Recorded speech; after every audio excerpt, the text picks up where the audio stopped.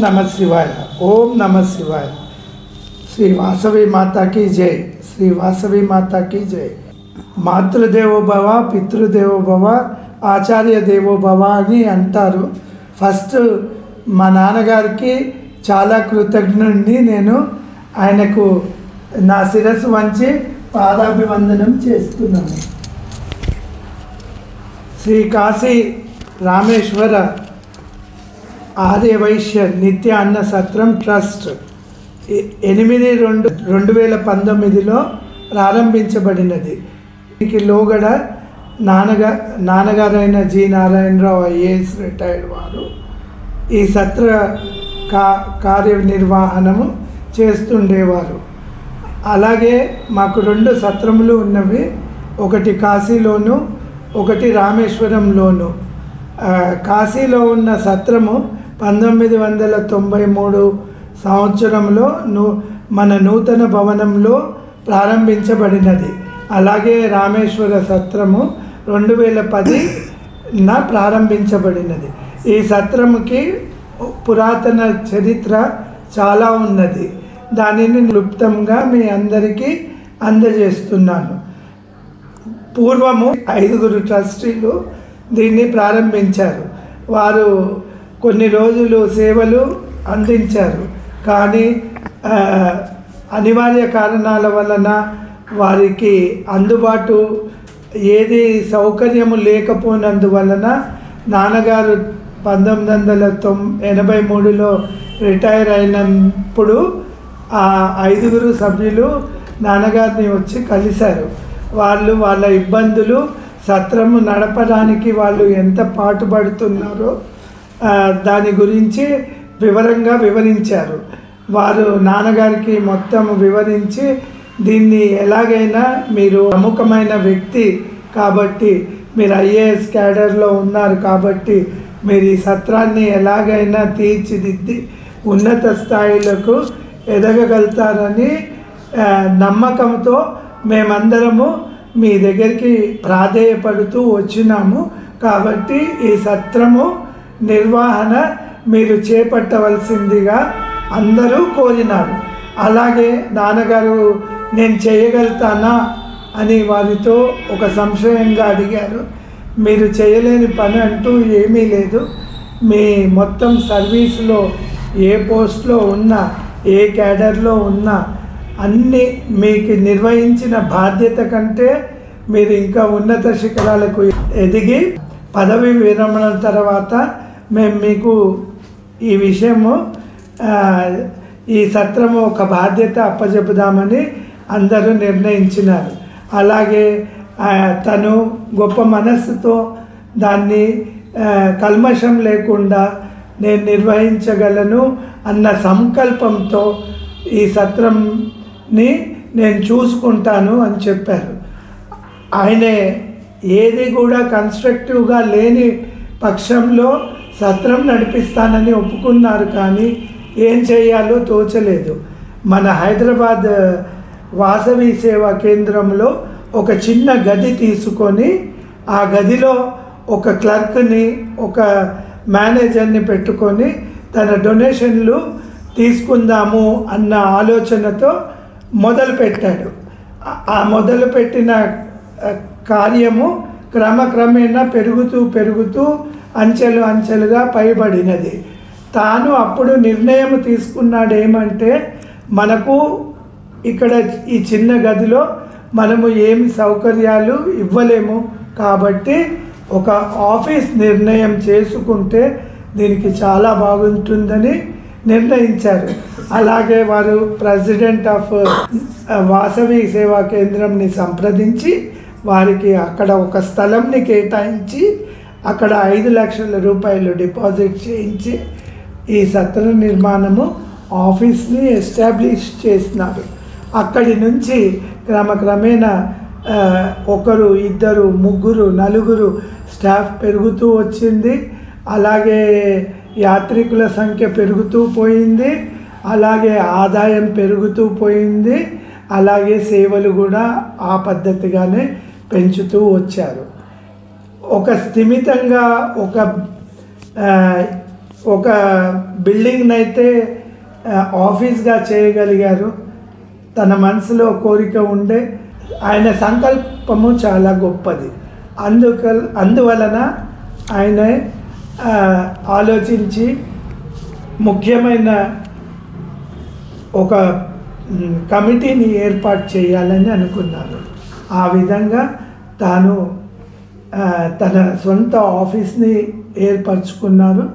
అటు పిమ్మట వారణాసిలో పాండే హవేలీ అన్న చోటులో తాను ఒక కిరాయి సత్రము నడపనికి ఆలోచన చేసినారు.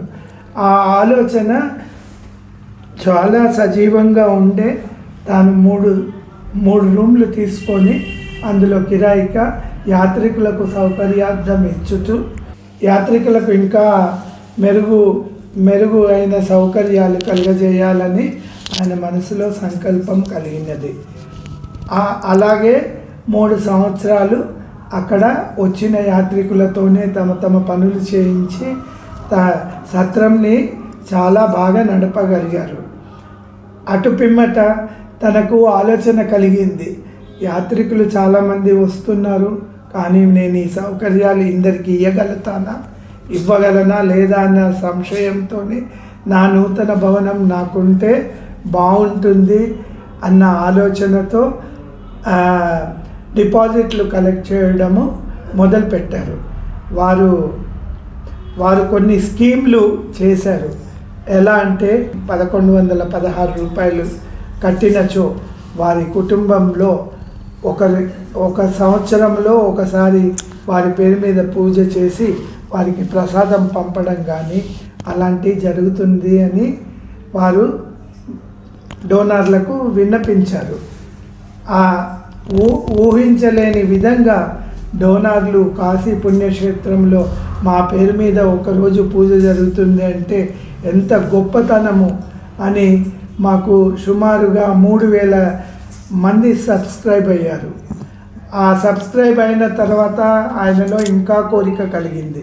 ఇదే కాదు, ఇంకా ఎన్నెన్నో స్కీములు పెట్టినచో నేను ఆదాయాన్ని సమకూర్చగలను అన్న భావన కలిగి 2516 రూపాయలు ఎవరైనా ఇచ్చినచో సంవత్సరంలో వాళ్ళ పెళ్లి రోజు కానీ వాళ్ళ పుట్టినరోజు కానీ వాళ్ళ ఇంట్లో ఎవరైనా చనిపోయిన వాళ్ళ ఆర్థికం రోజు కానీ ఒకరోజు పూజ చేసి కాశీ నుంచి ప్రసాదం వస్తుందని ఆ స్కీమ్ మొదలుపెట్టారు. ఆ స్కీమ్లో కూడా చాలా వరకు ఎంతో మంచి ప్రోగ్రెస్ కనబడింది. అటు పిమ్మట వాళ్ళు 5116, 11116, 15116, 21116, 25116 ఈ రకంగా అందరి దగ్గర వసూలు చేయడము మొదలుపెట్టినారు. హైదరాబాద్ సికింద్రాబాద్ ప్రాంతమే కాకుండా మనకు అమెరికా నుంచి కూడా కొంతమంది సభ్యులు అయినారు. 2516 వివరణ నేను చెప్పాను. 5116 కట్టినచో సంవత్సరంలో 2 సార్లు పూజలు చేసుకునే అవకాశం ఇచ్చినారు. కాబట్టి అందులో కూడా సభ్యులు చాలామంది జాయిన్ అయినారు. దాని తర్వాత 11116 కట్టినచో 6 రోజుల వసతి కలిగించగలను, 6 రోజులు సత్రంలో ఫ్రీ భోజన వసతి కలిగించుదామని నిర్ణయం చేసినారు. అటు పిమ్మట దాని రెస్పాన్స్ కూడా చాలా బాగా వచ్చింది. 2516, 5116, 1116, 1100, 11116 ఇవన్నీ వచ్చిన తర్వాత దాదాపుగా ఒక 8 నుంచి 9000 సభ్యులు మనకి ఇందులో డోనర్లుగా జమ అయ్యారు. తనకు ఇంకొక ఆలోచన కలిగింది. ఏంటంటే మనం సౌకర్యం ఇస్తున్నాము, ప్రజలు మన దగ్గరికి వస్తున్నారు, వారికి సేవ చేసుకునే భాగ్యం ఇంకా ఎక్కువగా చేయాలని 2 స్కీములు పెట్టారు. నిత్య అన్నదాత అంటే ఎవరైతే 21,116 కానీ 25,116 కానీ చెల్లించినచో వారు చెల్లించిన పైకానికి వారికి వసతి 9 రోజులు కల్పిస్తామని, కాశీలో ఫ్రీగా ఫుడ్డు, ఫ్రీగా రూము ఇస్తామని చెప్పినారు. అది ఎంత ట్రెమెండస్ రెస్పాన్స్ వచ్చింది అంటే పల్లెటూర్లలో, డిస్ట్రిక్ట్లో దాదాపు 2,000 ఆ స్కీమ్ కింద ఇప్పటి వరకు చేకూర్చాము. ఇంకా ముందు ముందు కూడా చేకూరుస్తున్నాము. అన్ని దానాల్లో అన్నదానం గొప్ప. ఆ అన్నదానాన్నే కాశీ మహాక్షేత్రంలో గంగానది తీరాన వెలిసిన శంకర భగవానుని స్థానంలో మా సేవ మేము చేసి వసతులు కలిగించి చేసినందుకు యాత్రికులు స్పందించిన సంతోషము మరువలేనిది, మరుపు రానిది. అలాగా క్రమక్రమేణా పెరుగుతూ వచ్చింది. ఇది మన చిన్న కాశీ పూర్వ చరిత్ర, మన సత్రం గురించి. ఇప్పుడు నేను సత్రం ఎలా డెవలప్ చేశారు, డెవలప్ చేయడానికి కారణాలు ఏంటి, ఏ విధంగా చేశారు అని అన్నది కొంచెం వివరంగా చెప్తాను. నాన్నగారికి కలిగిన సంకల్పము ఇది. శ్రీ కాశీ ఆర్యవైశ్య వాసవి నిత్యాన్న సత్ర కిరాయి సత్రంలో ప్రారంభోత్సవము కార్యవర్గులతో శ్రీ అన్నపూర్ణాదేవి సమేత శ్రీ శ్రీ శ్రీ విశ్వనాథ మందిరము, శ్రీ కాశీ ఆర్యవైశ్య నిత్య అన్న సత్రము కట్టాలని సంకల్పము కలిగినది. శ్రీ కాశీ ఆర్యవైశ్య సత్రము నిర్మలానంద ఆశ్రమంలో పాండే హవేలి వారణాసిలో పుల్లూరు నారాయణ దాస్ గారి శుభ ఆశీస్సులతో 1993లో జ్యేష్ఠ బహుళ తదియ ఆదివారం రోజు జి నారాయణరావు ఐఏఎస్ గారు రిటైర్డ్ కన్వీనర్గా ఉన్నారు. వీరు కార్యవర్గము ఆహ్వాన సంఘం అని ఒకటి ఏర్పాటు చేశారు. పలువురు వ్యక్తులు ఈ కార్యవర్గంలో ముఖ్యమైన పాత్రలు వహిస్తూ వారి సంకల్పం ప్రకారము కాశీలో బిల్డింగ్ కట్టాలని ఆలోచించినారు. 23/12/1997 23 గదులతో నూతన సత్రము కొనుగోలు చేసి వసతి ప్రారంభించినారు. 2000-2001 సంవత్సరంలో 200 చదరపు అడుగులు తీసుకొని డైనింగ్ హాలు మరియు 12 గదులు ఈ సత్రంలో అరేంజ్ చేసినారు. అప్పుడు జి నారాయణరావు గారి అధ్యక్షతన బుగ్గారపు రాజేందర్ గారి ప్రధాన కార్యదర్శిగా, గౌరీశెట్టి చంద్రశేఖర్ గారు కోశాధ్యక్షులుగా వారి కార్యవర్గంతో సుమారుగా 25 మందితో ఈ కమిటీని ఫామ్ చేయడం జరిగింది. ఈ సంకల్పం తర్వాత ట్రస్ట్ ఫామ్ చేసిన వెంటనే కార్యవర్గంతో 23/12/1997లో మొదటి మీటింగ్ జరిగింది. ఈ విధంగా ట్రస్ట్ అంచెలుగా ఎదుగుతూ పైకి వచ్చింది. ఈ జాగా 630 గజాలు. దీన్ని 3 విడతలుగా కొన్నారు.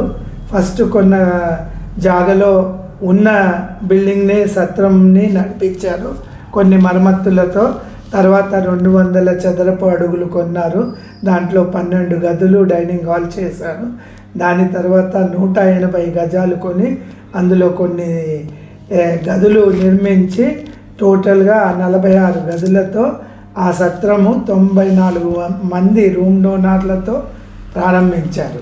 బీద గొప్ప అన్న భేదం లేకుండా ఎవ్వరు ముందుకు వచ్చి వారి విరాళాలను ప్రకటించినచో వారికి ప్రముఖ స్థానాన్ని ఇచ్చి వారికి suppose for example kitchen donor అని, కిచెన్ ప్లాట్ఫామ్ డోనర్ అని, కిచెన్లో డైనింగ్ హాల్లో కుర్చీల డోనర్ అని, ఇలా అనేక డోనర్గా తీసుకుంటూ వాళ్లకు కూపన్స్ ఇచ్చి వాళ్ళని కూడా ప్రోత్సహించి వారిని సత్రంకు వచ్చేటట్టుగా అభినందించారు. ఈ విధంగా అభినందించిన మన పాత డోనర్లు సభ్యుల బోర్డుని కూడా కొత్త సత్రంలో ఇనాగరేషన్ టైంలో ఇక్కడ నిలపబడింది. ఆ విధంగానే తనకెంతో కోరిక ఉండే మంచి చేయాలి, ఈ సత్రాన్ని ఎంతో పెంపొందించాలి, ఒక ఉన్నత స్థాయికి చేయాలి, ఎవరికి కూడా అసౌకర్యం లేకుండా ఈ సత్రాన్ని నిర్మించాలని చాలా పెద్ద సంకల్పం ఉండేది. ఒక గొప్ప విశేషం ఏంటంటే ఈ పాత భవనాన్ని లాల్ బంగ్లా అని అంటారు మరియు నారాయణరావు సత్రం అని అంటారు. ఏ రిక్షా వాడు కానీ, ఏ ఆటో వాడు కానీ, రైల్వే స్టేషన్ కానీ, లోకల్ పబ్లిక్ కానీ లాల్ బంగ్లా అనగానే ఇక్కడికి వచ్చి ఇక్కడ దింపేస్తారు. ఆయన సంపాదించిన పేరు ప్రఖ్యాతలు చాలా గొప్పవి, వర్ణనాతీతము, ఊహించలేనిది, మన అంచెలకు అందలేనిది. ప్రతి మెంబర్కు 25,000, 21,000, 116 కట్టిన వాళ్లకు అందరికీ కూడా ఆయన ఒక standard number, IASI standard number లాగా ఒక బేసిక్ నెంబర్ని తనకిచ్చేవారు. ఎవరైనా వారిని సంప్రదించాలి అని అంటే నా బేసిక్ నెంబర్ ఇది సార్, చూడండి, నాకు ఈ సౌకర్యం కల్పించండి. అలా ఆయన తన పద్ధతిలో చేస్తూ వచ్చారు. ఈరోజు కూడా ఆ బేసిక్ నెంబర్ అన్నది స్టాండర్డ్గా తీసుకొని మేము, నువ్వు మా దగ్గర నీ నెంబర్ ఇది, నువ్వు మా సభ్యుడివి, మాతోనే ఉండాలి, మాతోనే కలవాలి అని అన్నీ చేశారు. తర్వాత నాన్నగారు కొంచెము అస్వస్థకు గురి అయ్యారు. ఆయన మనసులో చాలా బాధ ఉండే, ఆయన బాధ వర్ణనాతీతము.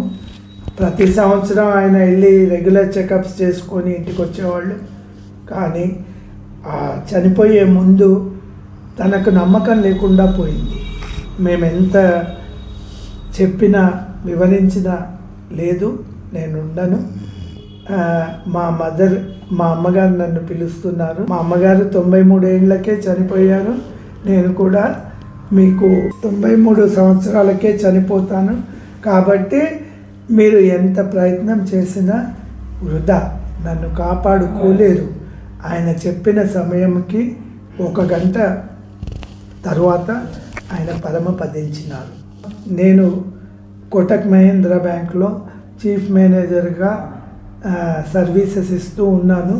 ఆయన పరమపదించినప్పుడు నాన్నగారి గొప్పతనాన్ని అందరూ గుర్తించి వివిధ సంస్థలు, పొట్టి శ్రీరాములు స్మారక సమితి అని, Vasavi Seva Kendram, Vasavi hospital, Vaishya hostel Kachiguda, Vaishya girls hostel, స్వాతంత్ర సమరయోధుల గాంధీ భవన్, ఇలా ఎన్నెన్నో సంస్థలు ఆయన చేసిన సేవ, ఎనలేని సేవని గుర్తించి అభినందించారు. ఆయన అభినందనలు వర్ణనాతీతం. నాన్నగారు చనిపోయిన ఈ 15 రోజుల లోపలనే ఇవన్నీ కార్యక్రమాలు జరిగాయి. వాసవి సేవా కేంద్రంలో నాన్నగారి సంస్కరణ సభ పెట్టారు. ఆ సంస్కరణ సభ పెట్టినప్పుడు రోషయ్య గారు ఆయనకు నివాళులు అర్పించారు. రోషయ్య గారు నాన్నగారి చాలా ప్రియమైన ఆప్తులు, మిత్రులు. ఆయన దానికి నేను చీఫ్ గెస్ట్గా ఉంటాను, నేను నారాయణరావు గారికి చేసుకునే అవకాశం మీరందరూ నాకు ఇవ్వాలి అని చెప్తే సంస్కరణ సభ అరేంజ్ చేశారు. సంస్కరణ సభ అరేంజ్మెంట్లో IAS ఆఫీసర్లు, IPS ఆఫీసర్లు, వాసవి సేవా కేంద్రంలో బంధువులు, మిత్రులు, డోనర్లు, వివిధ సంస్థ అధ్యక్షులు, ఉపాధ్యక్షులు, మొత్తము 1000 మంది పైన అక్కడ వచ్చి తన గొప్పతనాన్ని, తనకు నివాళులు అర్పించి, తన గొప్పతనాన్ని, తన మనసులో ఉన్న భావాన్ని, తన మనసులో ఉన్న అనుబంధాన్ని అందరితో పంచుకున్నాడని వివిధ రకాలుగా చెప్పుకుంటూ ఆ ప్రాంగణం అంతా నాన్నగారి గురించి చెప్పడమైంది.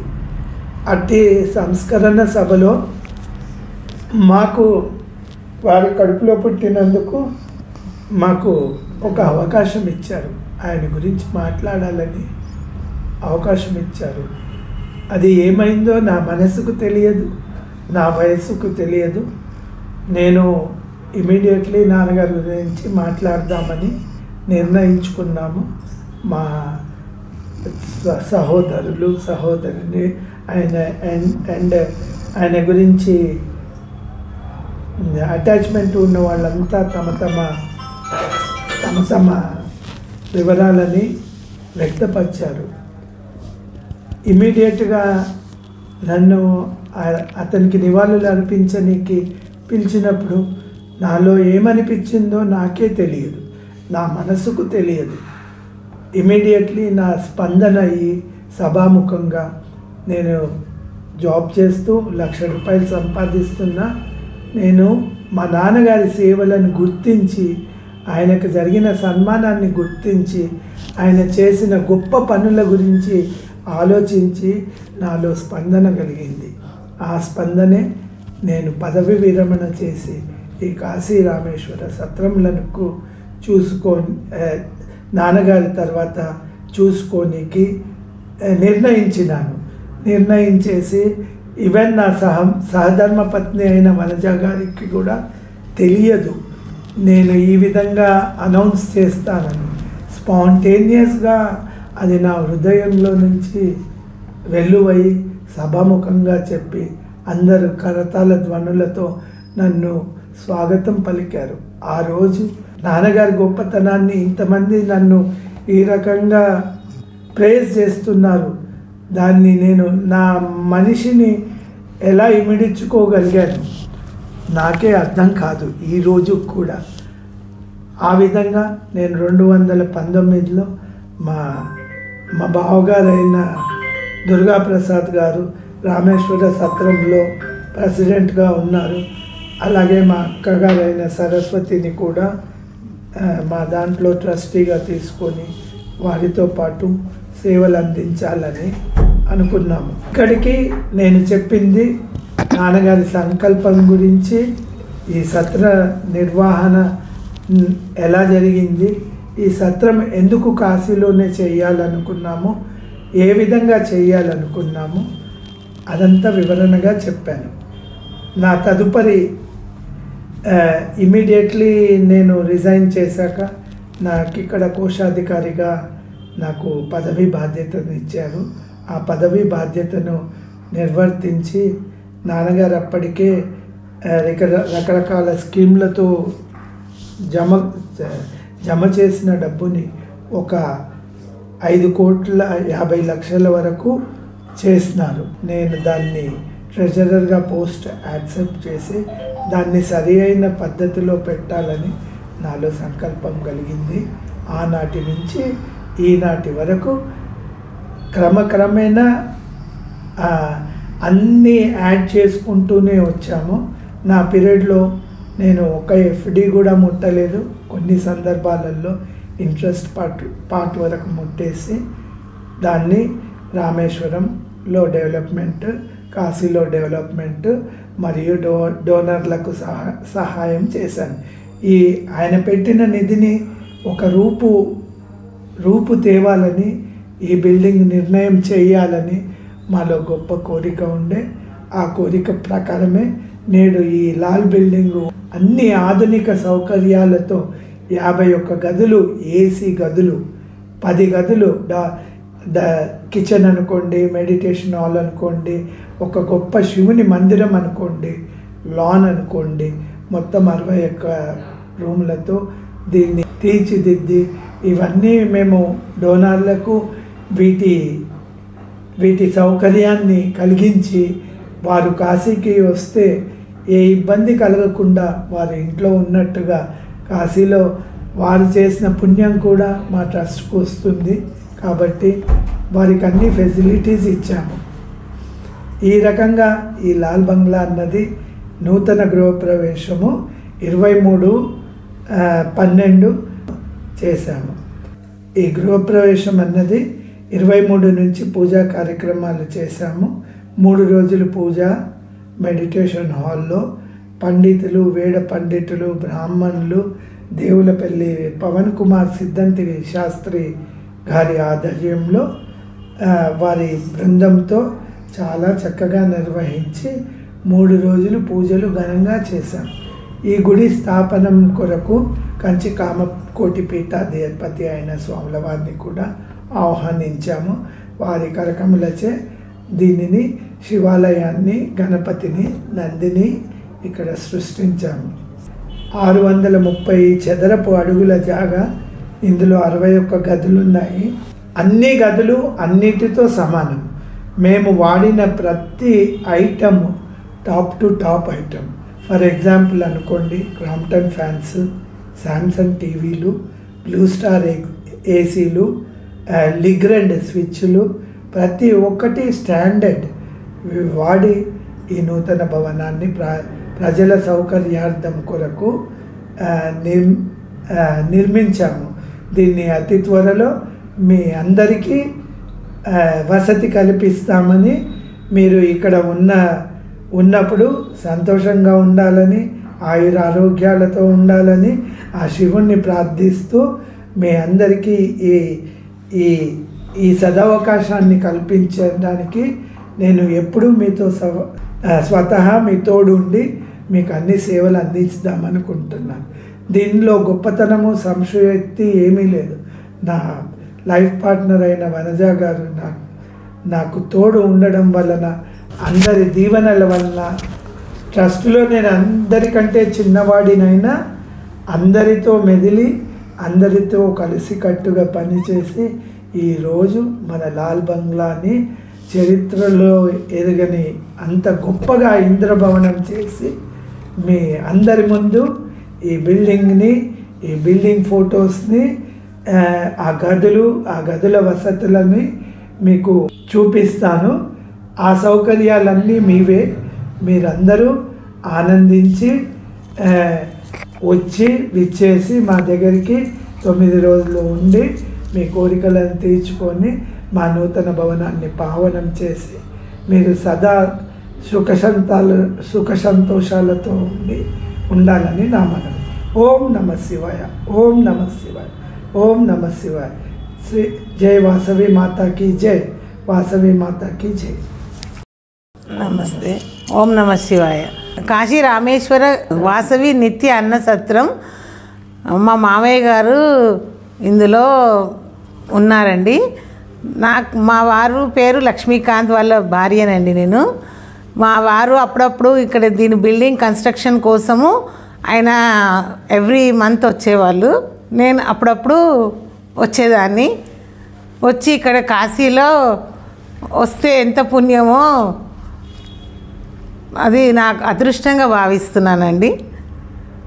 మా మామయ్య గారు చాలా సన్నిహితంగా ఉండేవాళ్ళు మాతోని. వాళ్ళ అమ్మాయిలాగా చూసుకునేవాళ్ళు మమ్మల్ని. మేము వారితోని బాగా సన్నిహితంగా ఉండేవాళ్ళం అండి. ఓం నమః శివాయ.